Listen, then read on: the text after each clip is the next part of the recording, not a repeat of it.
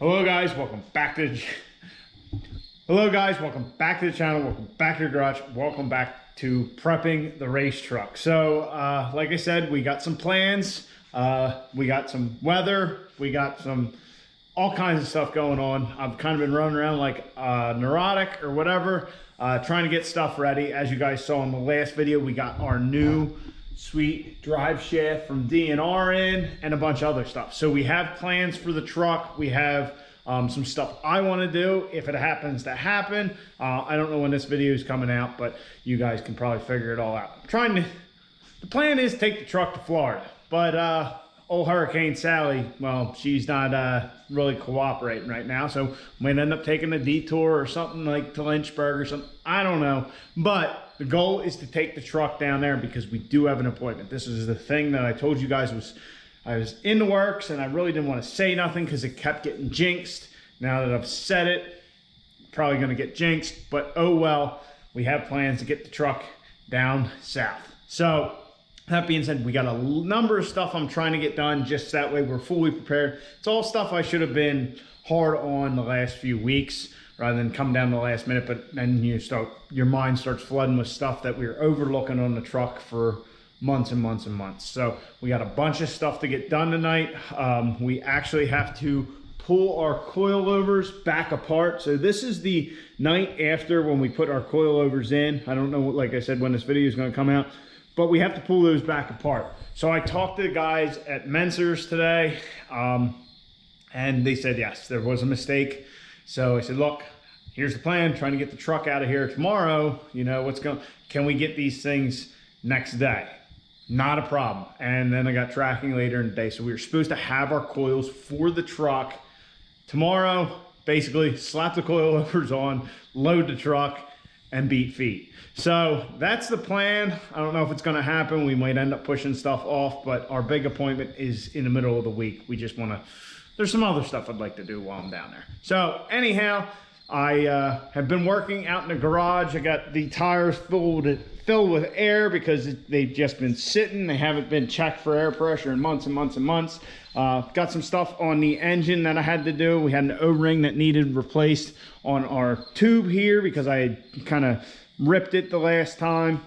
A bunch of stuff to do to that. But another thing, we needed some more paint. So as you guys know, I've been trying to kind of paint all the bare metal surfaces because the truck's going to be out in the weather, and I don't want a bunch of rust to deal with later. So we got all the framework that we made in here on the front clip. I got that all gloss black. That's drying. That was kind of the first thing I attacked today when I got home, along with a myriad of other things. So just kind of trying to work on the truck and get all that little stuff sorted out, and did stuff. Oh, got a new light.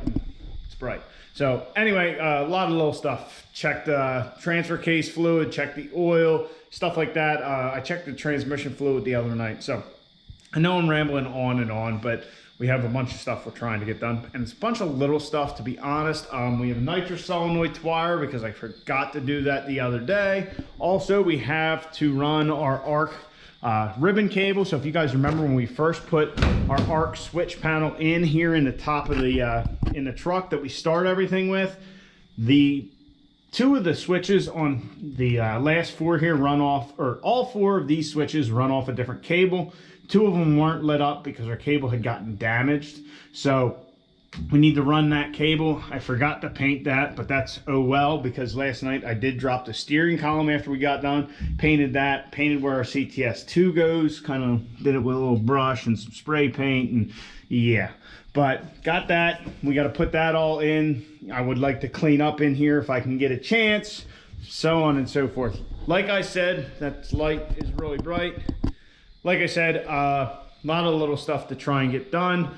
Another thing that I wanted to do, and I just kept putting off, we're going to actually change our shifter around a little bit, and I'll explain why later, but we are going to put in a 3-speed reverse pattern shifter plate in our B&M shifter. So I'll explain that when we get to it, but let's get the interior started to get back together and kind of move on and get the rest of this stuff kind of knocked out, and then end up with our coilovers without coils again. Yeah, I know I'm rambling, I'm all over the place, but let's get to it.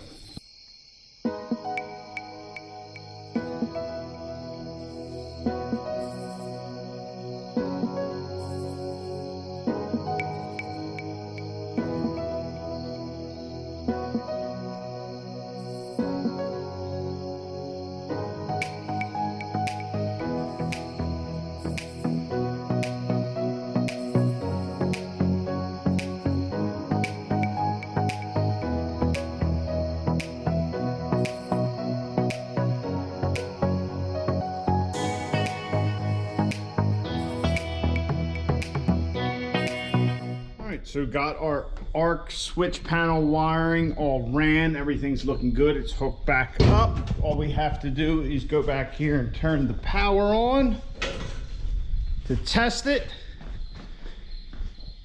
and we're getting the same thing we had before. Let me look at it real quick.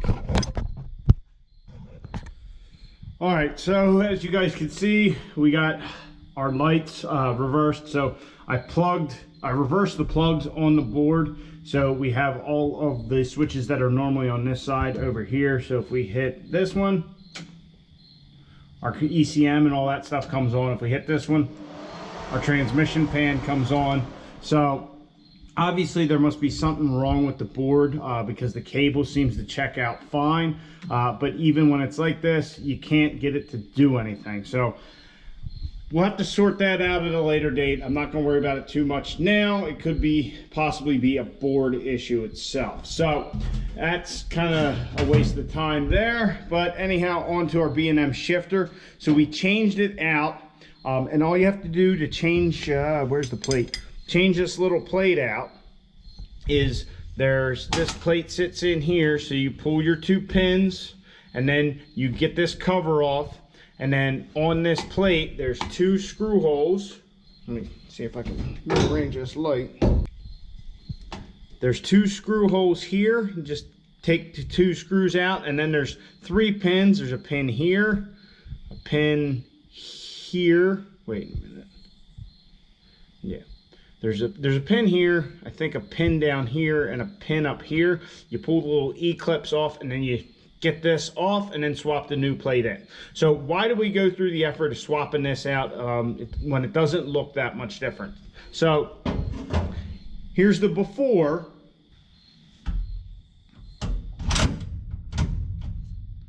First, second, third, neutral, reverse, park. 2 moves to get into drive, or hold the handle, drive, and then you can easily end up in reverse. So that was the before. That's what we had. As you guys could see, you push it from first to second, then you squeeze the handle and you can go to third, or just squeeze the handle and go right to third. But the other caveat to that was once you were in third, takes 1 little push forward, now you're in neutral. So you run the risk of trying to do stuff fast and actually ending up into the neutral gear. So with this reverse shift plate, we are able to have the truck in first, hit it forward, and now we're in third. To get it in a neutral, we got to pull our lever, then we got to push our lever for reverse just like before. So once again, this will make it easier so I can just sit in the driver's seat, boom, we're in drive, we're good to go. So if you guys remember way back when we have this in first gear in our 48 RE transmission, our man John Muldoon told me that with what I was doing, and especially with us going up even higher in a horsepower, like when we were around the 1,000 horse mark, we really run the risk of destroying the sprag in the back of the transmission, even though we have a bolt-in sprag, which is as strong as you can get. So what he said is when you do this, it applies the rear band as well. So that way it just gives it that much more support and it makes it stronger. So that way you don't possibly destroy your transmission. So if you remember way back couple years ago when we raced Mr. Greg A, that's exactly what he did. He had it in drive, and that transmission just, it had enough and it destroyed that sprag. So by doing this, we actually have that low reverse band, I think that's what it's called, low reverse band applied to give us, you know, more strength. So then when we're racing, boom, we're in drive, hand back on the steering wheel, no fuss, no muss, no accidentally putting it into neutral. We have to actually grab the handle and physically put it into neutral. So my battery is getting low. Let me change that out and get back with you. All right, so we're really working on our list here. I got our cables switched back around, so we're back how we need to be. All these work. Again, we actually have labels put on these, so we will label the ones that we are using.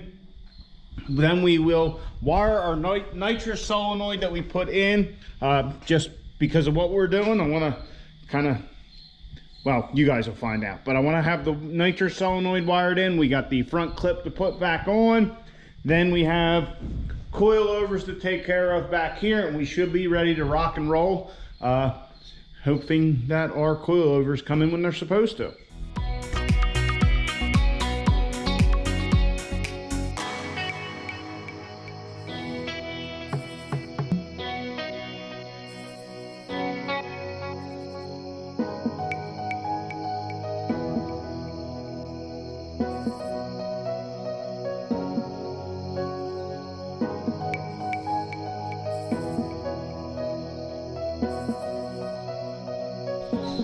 All right, so the drag truck no longer has a suspension again.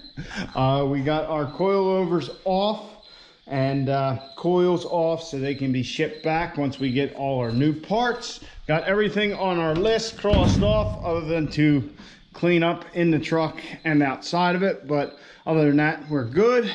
Everything is in. Wired the nitrous solenoid in. It's not my best job, just kind of ran that wire up over here, and we'll fix that later. I just wanted to get that thing in. Then in the front of the truck here, got the front clip back on. Our little painted parts are looking good. So yeah, very happy. We got everything done that I wanted to. Like I said, other than cleaning the truck up, which honestly isn't really that important anyhow. That was just something I wanted to do because this thing, yeah, it's been sitting in the garage for however long now, and it's never been cleaned, so it's pretty filthy, if you guys can tell. So yeah, but anyway, and inside from getting in and out of it and all the work we've been doing. But other than that, I think we are ready to go once we get our coils here, so we can get our coilovers back in. Not that that's a big job by any means. So yeah, everything's looking good. So tomorrow we'll get our coilovers back in and load up, and southbound we go, southbound and down. So yeah, very happy with the progress. It's been a stressful couple of days, which is all my fault. I definitely put some stuff off longer than I should have, like that nitrous solenoid. I told you guys, what, half a week ago, maybe a week ago, I was going to wire it in. Just never gotten around to it, kind of forgot about it. But yeah, we are ready to go. So anyway, guys, I hope you enjoyed. I hope you are excited for what's to come. And yeah, please like the video, subscribe down below. I'll catch you guys in the next one. Get out in your garage, get the wrenching on your truck. One other thing we did accomplish tonight was I actually got my little park reverse neutral drive 1-2 sticker on our shifter finally. So now when you pull it back, well, as you guys can see there where it says park, it's right in line with that little thingy. But yeah, got that on too. So yeah, we got a little more done than expected.